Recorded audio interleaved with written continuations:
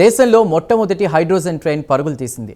హర్యానాలోని Jind railway station వేదికగా జింద్ సోనిపట్ మధ్య హైడ్రోజన్ ఇంధనంతో నడిచే ప్యాసింజర్ రైలును ప్రధాని నరేంద్ర మోదీ జెండా ఊపి ప్రారంభించారు. దీంతో హైడ్రోజన్ రైళ్లను నడుపుతున్న అతి కొద్ది దేశాల సరసన భారత్ చేరినట్లయింది. ఇదే సందర్భంలో జింద్లోని ఏకలవ్య స్టేడియంలో సుమారు 14,700 కోట్ల విలువైన అభివృద్ధి ప్రాజెక్టులకు మోదీ శంకుస్థాపన, ప్రారంభోత్సవాలు చేశారు. ఈ క్రమంలో హైడ్రోజన్ రైలు ప్రత్యేకతలు, సాంకేతికత, ప్రాజెక్టు నేపథ్యంపై పూర్తి కథనం మీకోసం.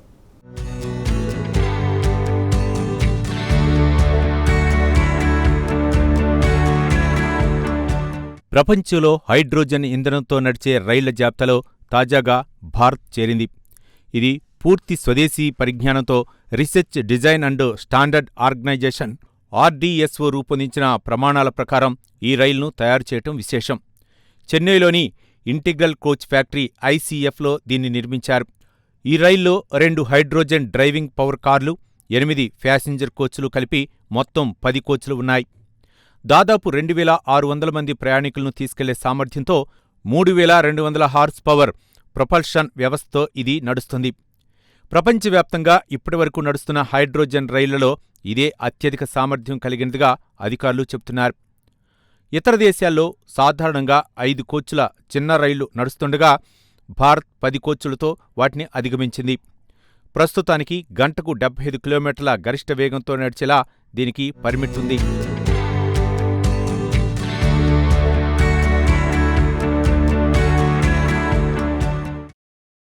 ఇక ఈ ట్రైన్ ఎలా నడుస్తుందనేది ఓ ఆసక్తికరమైన అంశం.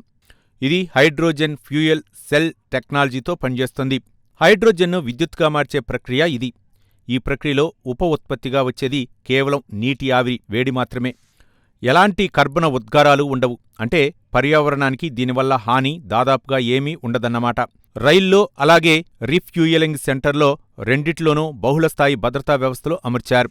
హైడ్రోజన్ లీక్, వేడి, మంటలు, పొగను గుర్తించే డిటెక్టర్లు, ఆటోమేటిక్ షట్ ఆఫ్ మెకానిజంలు, నిరంతర వెంటిలేషన్, రియల్ టైం మానిటరింగ్ వ్యవస్థలు ఇందులో ఉన్నాయి. ప్రారంభ దశలో సాంకేతిక నిపుణులు కూడా రైలుతో పాటు ప్రయాణిస్తారు.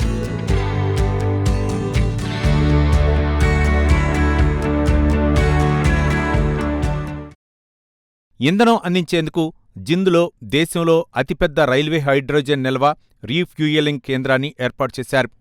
ఈ ప్లాంట్ దాదాపు 3,000 కిలోగ్రాముల హైడ్రోజన్ను నిల్వ చేయగలదు. అంతర్జాతీయ భద్రతా ప్రమాణాల మేరకు దీన్ని నిర్మించడం విశేషం. ఎలక్ట్రోలిసిస్ ప్రక్రియ అంటే విద్యుత్ విశ్లేషణ ద్వారా ఈ ప్లాంట్లో హైడ్రోజన్ను ఉత్పత్తి చేస్తారు. ఇది గ్రీన్ హైడ్రోజన్ ఉత్పత్తిలో కీలకాంశం. ప్లాంటుకు నిరంతరాయంగా 11 kV విద్యుత్ సరఫరా కూడా ఏర్పాటు చేశారు. జింద్ సోనిపట్ మార్గంలో ఈ రైలు ప్రయాణం పైలట్ ప్రాజెక్టుగా నడుస్తోంది. మరిన్ని మార్గాల్లో హైడ్రోజన్ రైలును ప్రవేశపెట్టే ముందు దీని పనితీరును అధ్యయనం చేసేందుకు భారతీయ రైల్వే ఈ సర్వీసును వినియోగించుకుంటోంది.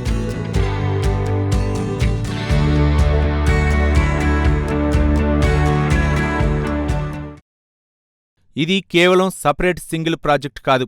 భారతీయ రైల్వేలో రాబోయే మార్పులకు దీన్ని నాందిగా చెప్తున్నారు. ఇండియన్ రైల్వే ప్రతిష్టాత్మకంగా తీసుకున్న హైడ్రోజన్ ఫర్ హెరిటేజ్ కార్యక్రమంలో ఇది తొలి అడుగు మాత్రమే. ఈ పథకం కింద హెరిటేజ్, కొండ ప్రాంత మార్గాల కోసం మొత్తం 35 హైడ్రోజన్ రైలును ప్రవేశపెట్టాలని రైల్వే శాఖ యోచిస్తోంది. ఒక్కో రైలుకు దాదాపు 80 కోట్లు, అలాగే ఒక్కో మార్గానికి అవసరమైన మౌలిక సదుపాయాలకు అదనంగా 70 కోట్లు ఖర్చవుతుందని అంచనా. ప్రారంభంలో నిర్వహణ వ్యయం ఎక్కువగా ఉన్నా రైళ్ల సంఖ్య పెరిగే కొద్దీ ఖర్చు తగ్గుతుందని అధికారులు చెబుతున్నారు.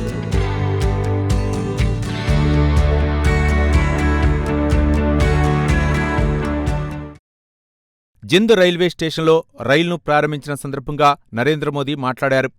ఈ ప్రాజెక్టుతో భారత్ క్లీన్ రైల్ టెక్నాలజీలో కొత్త అంతర్జాతీయ ప్రమాణాన్ని నెలకొల్పిందని అభివర్ణించారు.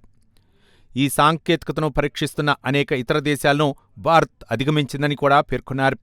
భారత్లోనే రూపొందించి, ఇంజనీరింగ్ చేసి, అనుసంధానం చేసిన ఈ రైలు ప్రపంచంలోనే అత్యధిక సామర్థ్యం కలిగిన హైడ్రోజన్ రైలుగా అధికారులు అభివర్ణిస్తున్నారు.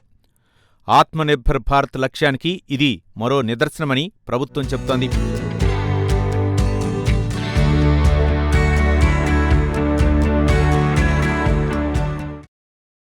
హైడ్రోజన్ రైలు ప్రారంభోత్సవం తర్వాత జింద్లోని ఏకలవ్య స్టేడియంలో ప్రధాని మోదీ దాదాపు 14,700 కోట్ల రూపాయల విలువైన జాతీయ అభివృద్ధి ప్రాజెక్టులకు శంకుస్థాపన, ప్రారంభోత్సవం చేశారు. ఇందులో హర్యానాలో 4,700 కోట్లకు పైగా విలువైన ప్రాజెక్టులు ఉన్నాయి. అదే సందర్భంలో హర్యానాలో 12,470 కోట్లకు పైగా విలువైన జాతీయ రహదారి ప్రాజెక్టులను కూడా నరేంద్ర మోదీ ప్రారంభించారు.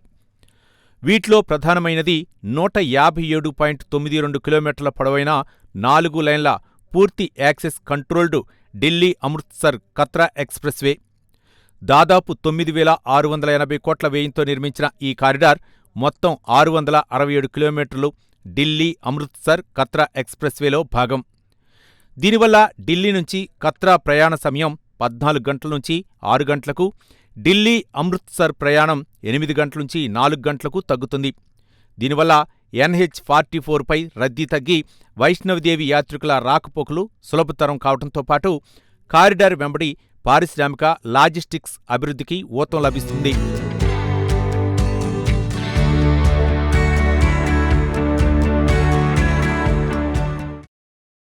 వందే భారత్ ఎక్స్ప్రెస్ దేశ ప్రజల ప్రయాణ వేగాన్ని పెంచితే ఈ హైడ్రోజన్ రైలు దేశ హరిత భవిష్యత్తుకు బాట్ల వేస్తోంది. కర్బన ఉద్గారాలను జీరోకు తగ్గించే దిశగా, శిలాజ ఇంధనాలపై ఆధారపడటాన్ని గణనీయంగా తగ్గించే దిశగా భారతీయ రైల్వే వేస్తున్న ఈ అడుగు కేవలం రవాణా రంగానికే పరిమితం కాదు. హైడ్రోజన్ ఫ్యూయల్ సెల్ సాంకేతికతను భవిష్యత్తులో ట్రక్కులు, టగ్ బోట్ల వంటి భారీ పరిశ్రమలకు విస్తరించే అవకాశం ఉందని నిపుణులు చెబుతున్నారు. జర్మనీ, జపాన్, చైనా, అమెరికా వంటి దేశాల సరసన నిలిచిన భారత్ 10 కోచ్లు, 2,600 మంది ప్రయాణికుల సామర్థ్యంతో ప్రపంచంలోనే అతిపెద్ద హైడ్రోజన్ రైలును సొంతం చేసుకుంది. జింద్ సోనిపట్ పైలట్ ప్రాజెక్టు విజయవంతమైతే హెరిటేజ్, కొండ ప్రాంత మార్గాల్లో 35 హైడ్రోజన్ రైళ్ల ప్రణాళిక వేగం పుంజుకుంటుంది. ఇది మన భారతీయ దేశ రైల్వే ముఖచిత్రాన్నే మార్చే అవకాశం ఉందంటున్నారు నిపుణులు.